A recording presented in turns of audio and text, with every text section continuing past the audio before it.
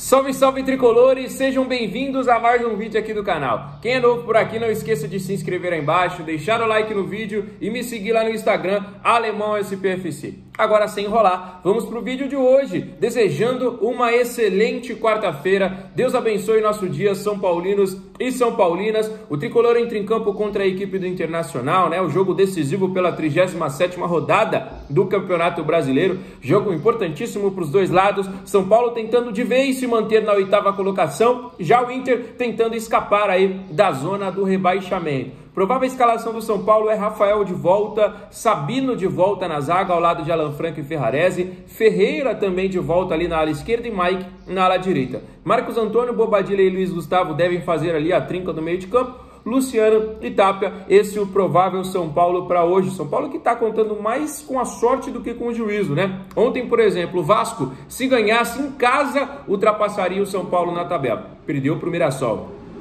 Grêmio, se ganhasse em casa, ultrapassaria o São Paulo na tabela. Perdeu também. Então o São Paulo está contando com muita sorte e com muito, vamos dizer assim, né, muita ajuda, né, dos adversários. Porque se dependesse só da gente, a situação acabaria se complicando um pouquinho, né, rapaziada? Mas a gente vencendo o Internacional hoje dá um passo muito importante, né, para se manter ali na 8ª colocação. Vamos com tudo para cima, né? Jogo, como eu falei, pela 37ª rodada, a penúltima do campeonato, e jogo lá no estádio da Vila Belmiro. Como é que tá a expectativa de vocês? Deixa aí nos comentários. Às 20 horas tem bola rolando. Galera, agora há pouco surgiu a informação de um novo transfer ban, né? A gente teve um transfer ban no último mês, resolveu agora um novo transfer ban. São Paulo deu um calote, né, no ex-empresário de Jonathan Calleri lá em 2021, né? Ele teria que receber alguns valores pela transferência do atacante argentino, não resolveu, São Paulo não pagou e o jogador aí acionou a justiça, acionou a FIFA e o São Paulo sofreu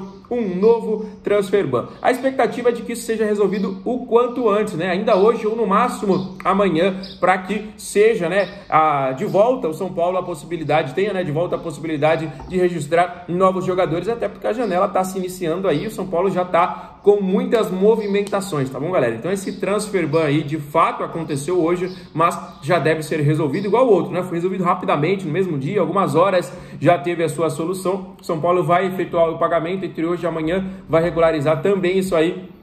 E aí já pode acertar, né, trazer novos jogadores, regularizar a situação de todos esses, tá bom? Então não se preocupe com esse transfer. É preocupante? De fato, é preocupante, né? Mas, como eu falei para vocês, será resolvido de maneira rápida, né? Mais um transfer ban. São Paulo, Corinthians, né? Tá difícil a situação, rapaziada. Tá difícil a situação nossa, tá difícil, tá complicado, parece que a pior informação é sempre a próxima, né? Transfer ban, não sei o que, tá realmente muito complicado torcer pro São Paulo Futebol Clube nesses últimos anos. Tem mais que fazer o quê? Vamos torcer para que hoje uma vitória contra o Internacional dê uma acalmada, dê uma esfriada nos ânimos. Se o São Paulo se complicar hoje contra o Inter, eu sinceramente não sei o que será de Júlio Casares, né? Porque já tem um protesto marcado hoje para a porta do estádio, né? A torcida já convocou quem for à partida, fazer muitos protestos contra a direção do São Paulo, né? O presidente Júlio Casares. E se o resultado não for positivo hoje, meu amigo, esse cara vai ter que sentir uma pressão absurda a ponto de pedir para sair, né? O impeachment já está tentando ser assinado aí pela oposição e eu acho que é o certo a se fazer. Para mim, Júlio Casares termina o ano de 2025 e depois, ó, rua, vaza. Já deu para ver aí que a situação não melhora, não traz sinais que vão melhorar, né? Porque às vezes a situação tá ruim, mas a gente tem sinais, ó. Daqui a pouquinho o São Paulo vai melhorar um pouquinho a situação, daqui a pouquinho a coisa fica um pouquinho mais tranquila, né? Mas nada disso, rapaziada, nada disso. A situação parece aí que só piora e agora teve essa informação aí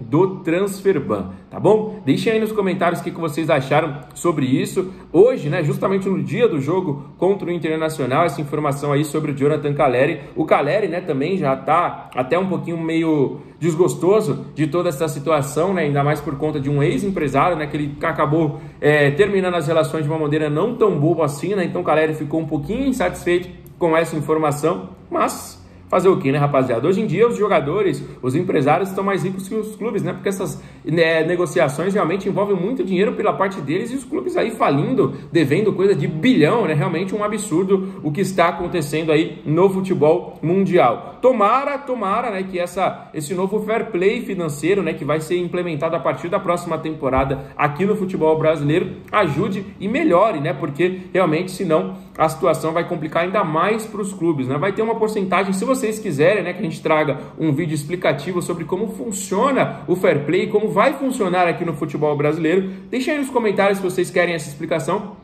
que a gente traz aí nos próximos vídeos como vai funcionar aí, né, o fair play a partir da próxima temporada. Ele vai ser gradativo, né? Vai indo começando em 2026, 2027, até que lá para 2029 ou 2030 todas as regras já estejam implementadas. Vai ser algo parecido com o que vai ser os novos calendários aí, né, de Copa do Brasil, Série C, Série D, alguns de efeito imediato, alguns aí, né, com alguns efeitos gradativos, vão indo, né, 2026, 2027, 2028, até que tudo seja regularizado, até que tudo seja aí instaurado. Beleza, galera? Então, deixem aí nos comentários as opiniões de vocês. E, galera, com isso, né, a situação do São Paulo, pelo menos nesse dia, né, rapaziada, nesta quarta-feira, dá uma segurada, né? A gente falou bastante sobre o Pedro Rocha nos últimos vídeos, a gente falou aí também sobre algumas outras possibilidades, mas essa situação agora dá uma segurada, né? Falou, como é que São Paulo vai contratar? Como é que São Paulo vai regularizar um jogador se a gente sofreu o transfer ban, né? Mas como eu falei para vocês, isso deve ser regularizado o quanto antes. O Pedro Rocha ainda segue, né, nessa indefinição, vamos dizendo, né? O jogador foi oferecido ao São Paulo, foi oferecido ao Corinthians, o Remo tá fazendo de tudo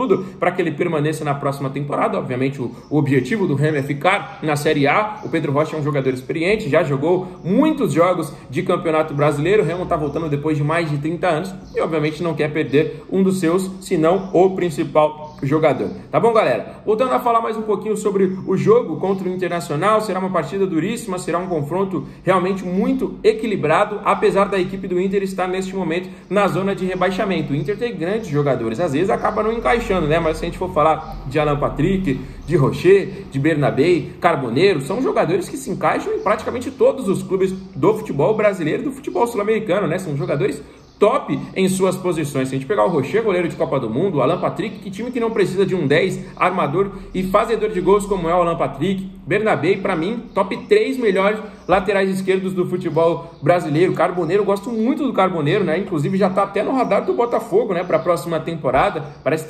tá emprestado ao Internacional. O Inter não deve, de fato, comprar de maneira definitiva por conta dos altos valores, nessa situação aí de cai, não cai. Então, são jogadores de alto nível, além de outros jogadores interessantes também que conta o Internacional em seu elenco, né? Então, não é porque a gente vai pegar uma equipe hoje dentro do nosso estádio assim, né, com o nosso mando, né, que vai ser na Vila Belmiro, com uma equipe que está na zona de rebaixamento, não é porque isso está acontecendo que vai ser um jogo fácil, né? Pelo contrário, os caras vão dar a vida, porque se perder hoje, o Inter se complica e muito para a zona do rebaixamento para a próxima temporada, né? Porque a situação está muito complicada e o Inter pode não matematicamente ser rebaixado hoje, né? Mas se perder, a situação fica muito feia para a equipe do Internacional. Sinceramente, acho que o Inter caiu uma vez, né, na sua história, né? Pode estar aí brigando pelo segundo rebaixamento. Tô vendo aí o jogo entre Juventude e Santos, muitos torcedores do Juventude pedindo, né, para que entregue o jogo, já que rebaixaria junto com ele, né? O Juventude já está rebaixado, um rival, então muita coisa pode acontecer, né? O Fortaleza enfrenta o Corinthians, só que o Corinthians pode ir com a equipe reserva, já se preparando para a Copa do Brasil. Então são as equipes que estão lutando aí, cada um em um cenário diferente, né? E a situação fica um pouquinho complicado aí pro Internacional. Eu acho, sinceramente, dessas duas vagas que ainda tem, né, Juventude e Sport, já estão confirmados na Série B de 2026. Eu acho que dessas duas vagas, Santos eu acho que não, Vitória eu acho que não, vai acabar sobrando pro Internacional. Aí eu fico em uma dúvida, né? Ou Fortaleza ou a equipe do Ceará, né? O Ceará que encara o Flamengo, se o Flamengo ganhar, o Flamengo vai ser campeão, né? Então o Flamengo vai jogar tudo hoje contra a equipe do Ceará. Então são confrontos assim completamente complicados para todas as equipes. Esse Campeonato Brasileiro tá um dos mais legais de se assistir. Se o Flamengo não tivesse essa vantagem tão grande, ainda teria a briga pelo título, né? O Palmeiras acabou vacilando no último jogo e perdendo, né? O Cruzeiro também, que poderia encostar ainda mais, acabou empatando. encerrando. Então, é um campeonato muito equilibrado. Só o São Paulo que não sai dali da 8ª colocação, né? Nem sobe nem desce, né? Os times que a gente poderia alcançar já disparou e os times que poderiam nos alcançar não ganha, né? Ganha um, perde o outro. Aí depois perde esse que perdeu, ganha, e o que ganhou, perdeu, e fica sempre nessa mesma, né? O São Paulo permanecendo ali na 8ª colocação, que é, pelo menos neste momento, o nosso objetivo. Rapaziada, o vídeo vai se encerrando, mas não esquece, se você ainda é novo aqui no canal, se inscreva para todo mundo acompanhar as notícias diárias do nosso Clube de Coração. Se você está acompanhando aqui até o final desse vídeo, deixa o like e os comentários sobre os assuntos que a gente falou. Fechado? Fiquem com Deus, um abraço, valeu!